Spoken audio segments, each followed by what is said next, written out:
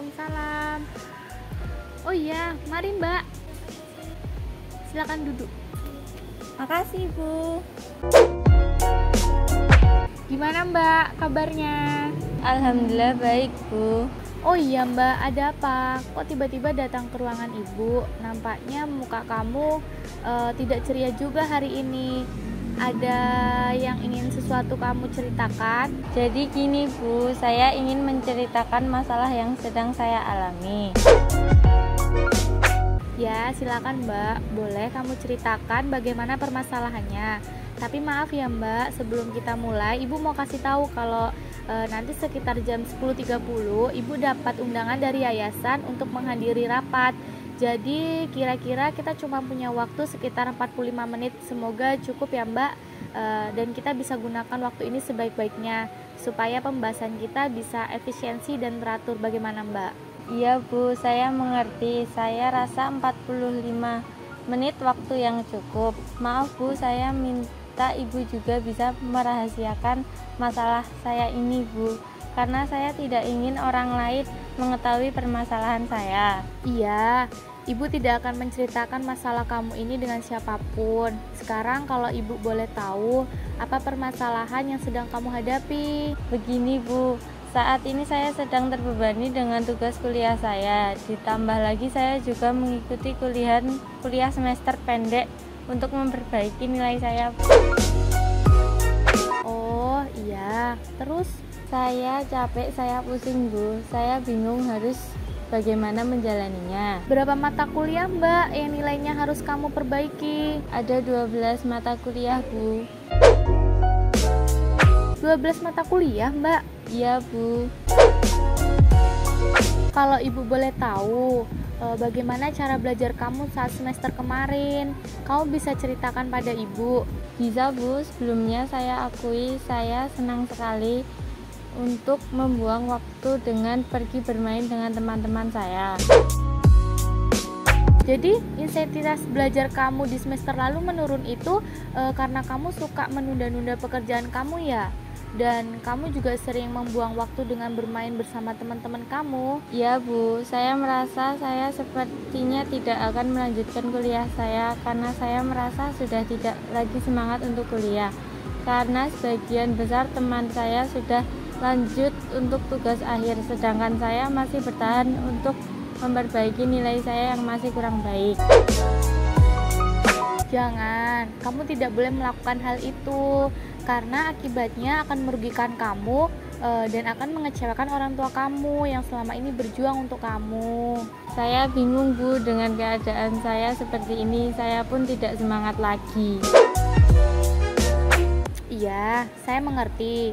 Oh iya, saya mau tanya, pernah nggak kamu berpikir dengan sikap kamu yang senang menghabiskan waktu bermain dengan teman-teman kamu itu yang membuat nilai-nilai kamu turun dan kamu harus mengikuti semester pendek ini? Iya, Bu, saya rasa karena sikap saya yang suka menunda-nunda pekerjaan dan bermain itu mempengaruhi nilai saya, Bu. Iya, saya bisa ngerti kok perasaan kamu saat ini. Dan saya sekarang harus dihadapkan dengan perasaan penyesalan terhadap apa yang sudah saya lakukan dulu. Perasaan bersalah itu terus menghantui saya, Bu. Dan saya sudah terlalu merepotkan orang tua saya. Saya merasa sudah menghabiskan banyak uang, tenaga, dan waktu saya. Saya benar-benar menyesal, Bu. Saya sudah membuat orang tua saya kecewa. Mungkin memang sebaiknya saya tidak melanjutkan pendidikan S1 saya, Bu. Sabar ya. Mbak, sekarang ini kan kamu ada di semester 7. Tahun demi tahun sudah kamu lalui. Dari awal mula kamu mengikuti seleksi masuk kampus dan sampai sekarang akhirnya kamu menjadi mahasiswi yang sebentar lagi akan memakai toga. Orang tua kamu juga pastinya begitu mengharapkan kan anaknya untuk bisa lulus dan mempunyai gelar sarjana. Mbak, semua manusia itu pasti pernah mengalami berbagai macam masalah dalam hidupnya, tapi percaya Mbak bahwa semua yang di balik ini pasti ada jalan keluarnya kok Mbak. Jadi gini Mbak, Dari pembicaraan yang sudah kita lakukan, kita bisa simpulkan agar pembicaraan kita semakin jelas ya Mbak. Yang pertama yang saya tangkap untuk saat ini, kamu sedang merasa ada pada posisi yang menurut saya sulit untuk kamu jalani.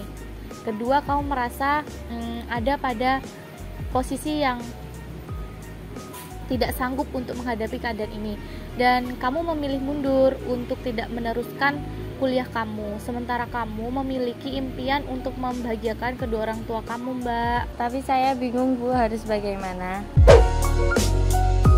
Oke Mbak, sekarang kamu bisa mengutarakan lagi semua perasaan yang masih mengganggu kamu saat ini. Selain itu, Ibu juga mau setelah kamu mengungkapkan semua perasaan kamu harus menambahkan kalimat "saya akan bertanggung jawab atas segala perbuatan saya". Kamu bisa? Bisa Bu, saya merasa kecewa dan saya bertanggung jawab atas kekecewaan saya tersebut. Saya merasa nilai saya rendah dan saya bertanggung jawab atas nilai yang saya rendah itu. Saya juga merasa intensitas belajar saya rendah dan saya bertanggung jawab atas hal tersebut. Oke Mbak, apa hanya itu perasaan yang ingin kamu sampaikan? Iya Bu, hanya itu. Bagaimana setelah kamu sudah melakukan yang Ibu suruh untuk mengungkapkan dan mengutarakan perasaan kamu saat ini, ditambah dengan rasa bertanggung jawab kamu, apakah kamu merasa ada perubahan perasaan kamu yang sekarang ini? Iya Bu, saya merasa sadar dan tanggung jawab saya sendiri Bu. Kalau memang kesalahan saya ini berasal dari diri saya sendiri. Jadi kamu sudah sadar dengan perasaan-perasaan yang mungkin kamu ingkari selama ini Mbak? Iya Bu, saya sudah sadar akan perasaan saya yang saya ingkari selama ini. Jadi saya merasa bertanggung jawab atas apa yang saya perbuat. Oke, kalau kamu sudah menyadarinya, sekarang kalau Ibu boleh tahu perasaan seperti apa yang kamu rasakan? Perasaan mengenai keadaan buruk saya saat ini Bu. Keadaan saya saat ini adalah akibat dari kebiasaan saya. Saya sadar kalau selama ini saya sudah membuang-buang banyak waktu saya untuk bermain-main. Dan saya menyadari bahwa keputusan saya untuk keluar dari bangku kuliah adalah keputusan yang akan memperburuk keadaan saya. Jadi sekarang kamu sudah mulai sadar setelah pengungkapan perasaan kamu tadi disertai dengan rasa tanggung jawab. Benar Mbak seperti itu? Iya benar Bu. Oke, kalau seperti itu sekarang bagaimana menurut kamu untuk solusi kedepannya agar nilai-nilai kamu mengalami peningkatan dan tidak merasa terbebani dengan semester pendek yang sedang kamu jalani Mbak? Mungkin kedepannya saya akan mengintrospeksi diri terlebih dahulu atas semua permasalahan saya ini, dan saya sudah sadar bahwa penurunan nilai saya dan keikutsertaan saya pada semester pendek itu disebabkan oleh kebiasaan buruk saya, di mana saya suka menunda-nunda pekerjaan dan membuang waktu saya dengan bermain. Tapi mulai sekarang saya harus bisa membagi waktu dan saya juga harus bisa membuang kebiasaan buruk yang sering saya lakukan. Iya, bagus. Itu salah satu solusi yang baik menurut saya ya Mbak. Solusi itu bisa kamu terapkan di diri kamu supaya nanti kamu bisa lebih fokus pada belajar di saat kamu kuliah. Dan sekarang fokuslah dengan apa yang ada saat ini, tidak perlu berlarut-larut dalam penyelesaian Mbak. Apa yang sudah terjadi, jadikan itu sebagai pembelajaran dan jadikan harapan kamu sebagai penyemangat kamu untuk terus menjadi pribadi yang lebih baik. Iya Bu, saya akan bersungguh-sungguh kali ini. Iya Mbak, apa yang dicita-citakan oleh kamu semoga bisa tercapai dan kamu bisa membahagiakan kedua orang tua kamu.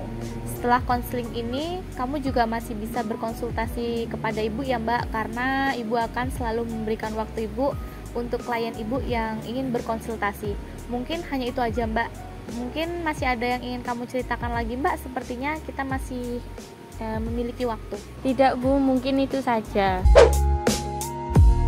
Oke, kalau seperti itu konseling kita hari ini Ibu akhiri ya. Mungkin untuk kedepannya jika ada permasalahan lain yang ingin kamu ceritakan kepada Ibu, silakan aja Mbak datang ke ruangan Ibu ya. Iya Bu, saya sangat berterima kasih sama Ibu sudah mau membantu saya sekarang.